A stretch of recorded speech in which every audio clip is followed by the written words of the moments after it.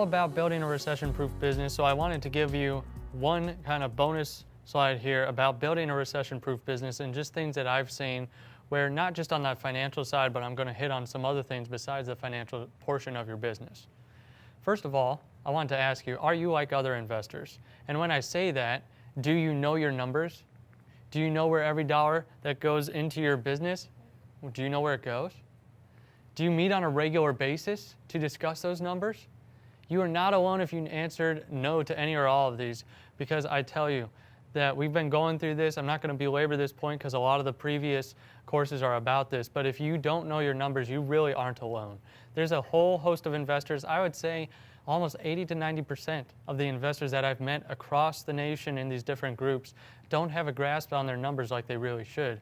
They don't really know if they're profitable even for that year, that quarter, that month.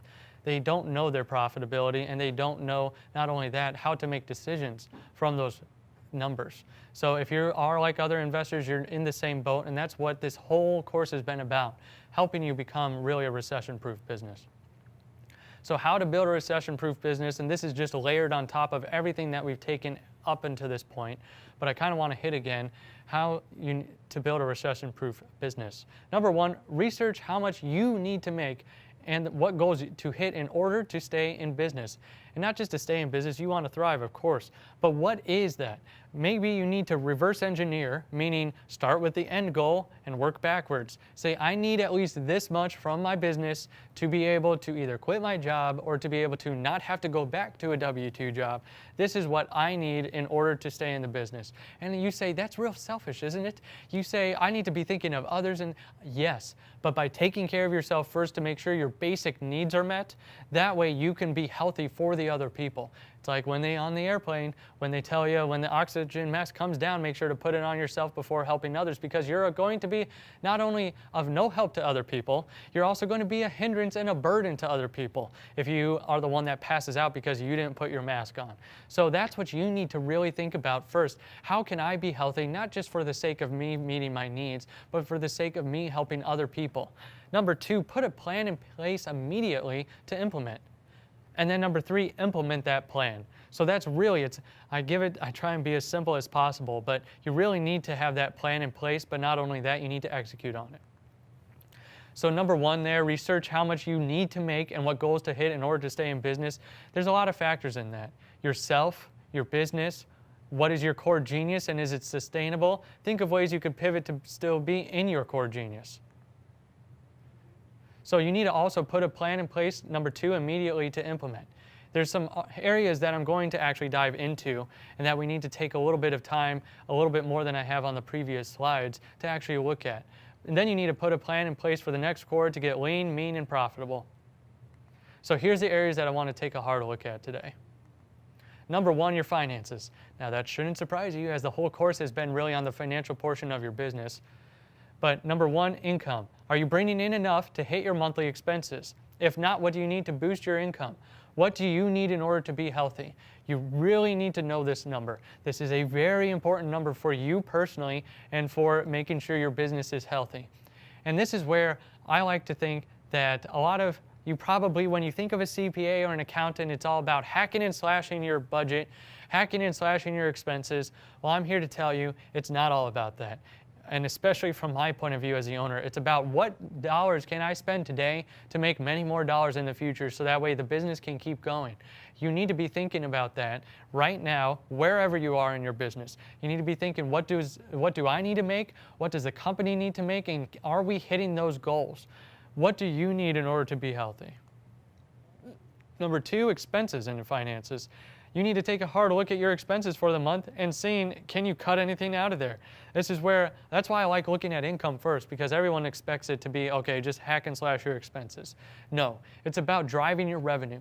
Are you making the decisions that will really drive your revenue? And without good data, without knowing your numbers, you're not going to be able to drive that revenue and drive that income. But on the expense side, it also helps to know what you're spending, because if you're spending $1,000 on things you don't use in a month, just because you've let subscriptions just go rampant in your business and you have no idea what you're actually paying for, it would be a good time to sit down and look at that and adjust and reassess where you are right now to see, is there anything that we could cut that I'm not actually using that's not profitable, where this dollar doesn't either save me time or it doesn't save me money or it doesn't save the time and money of my employees. So make sure that when you're looking at it, if that expense doesn't save you time or doesn't increase the profitability, it probably needs to go.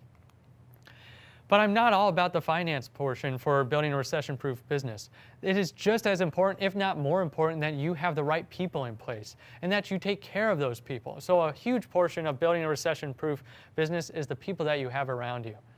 Number one, is every employee profitable? And we kind of talked about that in a previous one where I gave you what a typical employee thinks about versus what you think about. But every employee needs to be profitable. If they're your cousin, if they're your dad, if they are just a random person that you've brought into your business that you know was a good recommendation, every employee needs to be profitable to you. But at the end of the day, they also need to know that you have their back. So is every employee helping you reach your goals, but are you helping every employee reach their goals too? If they are a good employee for you, they probably have their own personal goals that they want to achieve. And buying that culture, and you're not buying it, but for them to buy into your culture, they need to know that you care about them. Great statement that I've heard from many great people. It says, people don't care how much you know until they know how much you care. And if you are that business owner that cares about your employees, your chance of them being profitable just shot up by 1,000%. And they need to know that they care, that you care about them, that you are there for their needs, but not only that, that if they are profitable, that no matter what, that you've got their back and that you are going to be there for them. That doesn't mean that if they slip up that you shouldn't be talking to them, but there's an appropriate way to do it. There's an appropriate way to tell a good employee, hey, you're not cutting it here. It's probably not in front of a group of a lot of people. It's probably where you need to take them off to the side and tell them, hey, this is what's going on. I've observed this isn't your typical behavior. How can we improve in this area? If you need to elevate someone, put a goal in place to have them elevated by the next quarter. I've seen this done with a lot of businesses that I've worked with, where I actually, in the businesses, sit down and say, you have this employee. Can they be put in more of a leadership position over the next quarter? And can you kind of coach them into that position? And it's worked very well. We've actually done this with virtual assistants where we've said, we want you to take over this acquisitions department, but we're going to train you for a whole quarter, making sure you have our mindset, making sure you know exactly what we expect of you, which is huge, not just for a virtual assistant, but any employee in your company, that they have the right expectations right up front of what you expect out of them, and then a systematic way to measure their results so they can see it, so you can see it, and so you know your numbers, not just in your finances, but across your business. Do you have the right structure inside your business to be the most productive? Do you have that structure in place to make sure that you know exactly what your employees are doing and are they producing the results? Do they know that you are checking on them? Not only that, but do they know that you have their back and that you not only have their back, but you have the back of the company too, that you're making sure that you're not just coming in there and doing busy work, you're actually producing profit for the company, so not only they have a job, but they're impacting lives through your company too. So people, such a huge portion of the business. It is your number one way of making sure that you're going to either fail or succeed, I would say, because if you have good people around you, they're going to help you push you in the right direction. If you have people that aren't the best, then if you've heard that old adage, slow to hire, quick to fire, that adage is old and very well used because of how applicable it is to your business. You need to hire slow and make sure you have the right people in place. Then you need to fire quickly if you say, this person's either not cutting it, they don't have my culture, they don't have the same things that I believe in, and they really don't want to, they're just dragging everything down and they're not really pushing the profitability forward. Another big thing besides finances and people are your systems and processes. You probably knew if we've watched the other videos that we were going to hit on this at some point because I really love systems and processes, but this is really the difference between your business being an actual business and just a hobby. So I really wanted to go into your systems and processes. Number one, do you have a repeatable way to keep houses coming into your portfolio? So if you're a real estate company, this is the marketing and sales system? Do you have a repeatable way where it comes into your portfolio and then you either sell it or you rent it or whatever your exit strategy is, but do you have a repeatable way to consistently do that? If it's one deal, if you're saying, well, I only want one deal a quarter or one deal every half a year because I'm only looking to do this on the side, do you have a system to get that? Do you have some way to get those out? If you say, I need 5 deals every quarter or every month just to stay in business, you better have a system in place. It better be you better have a process for everything, so that way you know, okay, I can consistently get what I need, but now I can even ramp that up to do what goes above and beyond so we can have our company growing. So is your marketing system working consistently? So are you doing everything as efficiently and productively as possible? Are you able to do everything, not just efficiently, because I heard that statement once where efficiency is doing more with less, or is doing the same with less. Productivity is doing more with the same. So are you actually out there being productive and efficient? Are you making sure that you're not only scaling what you can, as far as maybe scaling down some of the things that you really don't need and making it run more efficient, but then also producing more with what you actually already have? Do you have those systems in place? Do you have a system for your marketing and sales? Do you have it for the operational point? Do you have to where you could actually rehab a house and know that you're going to be in and out of it? Do you know your systems for a wholesale company? How about renting a property and property management? That one can be, you can have a system for that, and that can be built, and that can be an actual business inside of a business, because you've got properties that you actually hold, and then you've got the system around your properties too. So I love property management, but do you have a good system for all of that?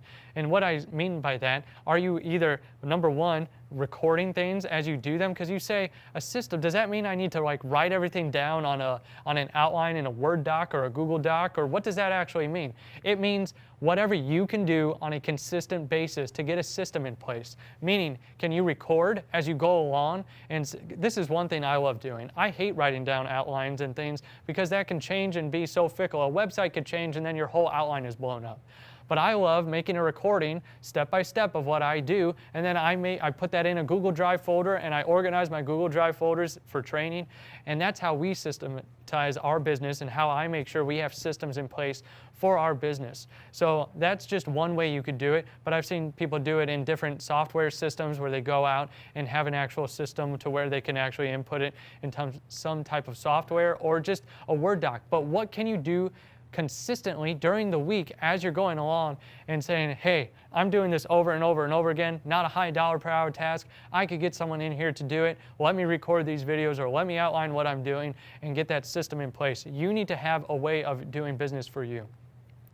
So put a plan in place for the next quarter to get lean, mean, and profitable. So now you kind of have a couple things, couple key areas that you can focus on. Now you need to sit down and say, how can I get in those areas and say, what am I going to do?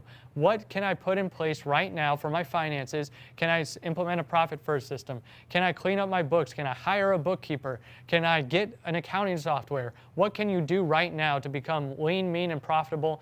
And not only that, but how can you systematize and be more automated so that way you can be more profitable? That way you can get a lot of your time back. So how can you do that? Put that plan in place right now.